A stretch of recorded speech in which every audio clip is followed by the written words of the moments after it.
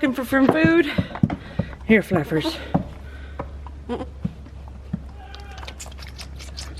Oh good, he's not noticing. I added some Herbal dewormer to his bottle. Shook it up real good. So he's getting his good immune boosting herbs and deworming herbs. I mixed them in. Not sure how he was gonna like them. Is it good? It's got a little stevia and garlic in there, and lots of goats like those flavors. That's it? That's it? I'm gonna have to put it in the refrigerator for later. He's probably just noticing the flavor now. So today on the milk stand, we're doing things a little bit different. Yesterday's milk had an off color to it. It looked pink. So we're gonna talk about pink milk today. I thought it started to look like it was a little more pink after I started milking the Alpines. I did my Nubian first and it was perfect white. So I separated her milk. It's perfectly white. Perfectly perfect. So now I am milking Kitty into my milk pail and I'm watching to see if the color changes. So there's many different things that could be the situation, but the most common is broken capillaries that are just causing a little bit of blood to go into the milk, or calcium deficiency in the blood. So the broken capillaries can be something as simple as the baby nudged too hard on her udder and caused some capillaries to break. Nothing to be concerned about, nothing to worry about, it'll heal. The other is that if somebody was rough milking her, which I'm not, obviously, I'm always very gentle, but what I was wondering is I do milk her all the way out, and maybe I was just milking her a little too far yesterday. So far I'm watching and I'm doing one side at a time so I can determine if it's left or right. And it might not even be Kitty's milk, it might be Peanut or Rocky, but for some reason I just kind of suspect that it was Kitty because she's my biggest producer and it was pretty pink. But so far, the milk is looking normal. The milk looks white to me. But I'm watching the stream of the milk to see if there's a difference in color.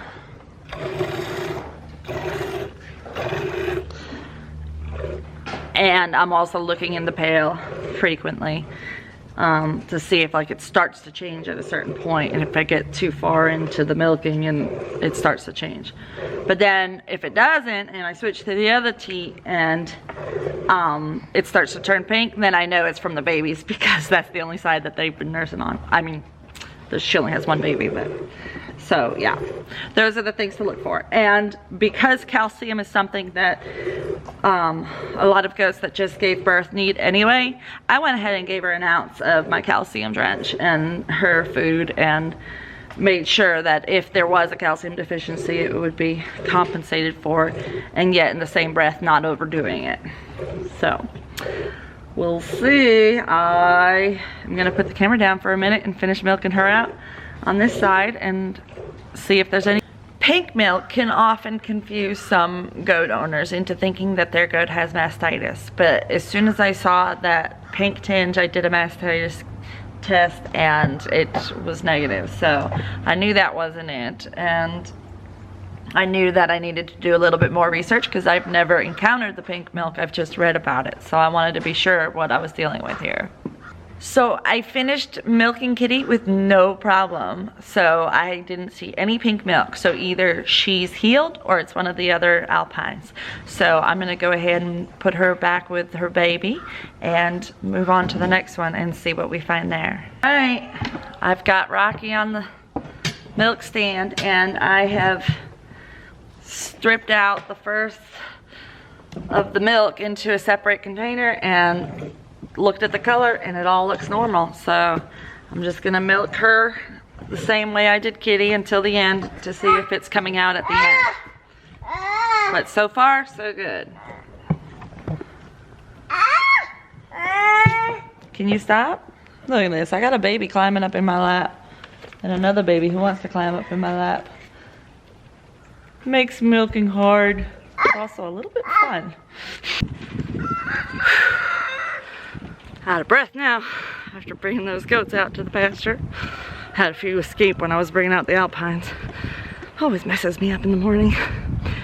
Anyway, you're probably wondering if pink milk or milk with blood in it from broken capillaries is safe to drink. Yes, it's perfectly fine. Me personally, I don't really want to drink something that has blood in it. Even after letting it settle and it settles down to the bottom of the milk jar, I still don't want to drink it. So I gave yesterday's milk to the baby. It's a little Mr. Fluffernutter. And today's milk was completely clean. So I'm gonna go with the fact that it was probably a broken capillary situation this time. So hopefully that's resolved now. And that's it for now. I wanted to show you guys what came in the mail. I don't know if you guys have participated in the Justin Rhodes Kickstarter for the Great American Farm Tour, but if you see a box like this in your mailbox, then you know what's arrived. So we made a donation to the Kickstarter and we got a cool sticker. Isn't that great? Just kidding, that's not all. We also got this super awesome stainless steel mug. I cannot wait to use it. It's gonna be like my new house mug where I have my coffee every morning and my tea in the evenings. Won't that be lovely? I love it. I love it, Justin and Rebecca. I'm missing you. Come back and see us. Just wanted to do a quick update. Day number 2 of the incubators being filled up with eggs, and we are maintaining the correct temperature. So we are super excited. Our babies are just snuggled in there nice and warm. I just had a equine vet leave, and the reason why they came by is because they needed to save a baby donkey. And the closest milk to any of the equine is goat. Goat is the easiest to digest milk there is. So in order to save this baby donkey's life, because he's a newborn and his mom has no milk, I was able to donate a gallon. I gave a half a gallon yesterday to the mobile vet that came by, and then another gallon today to the main vet.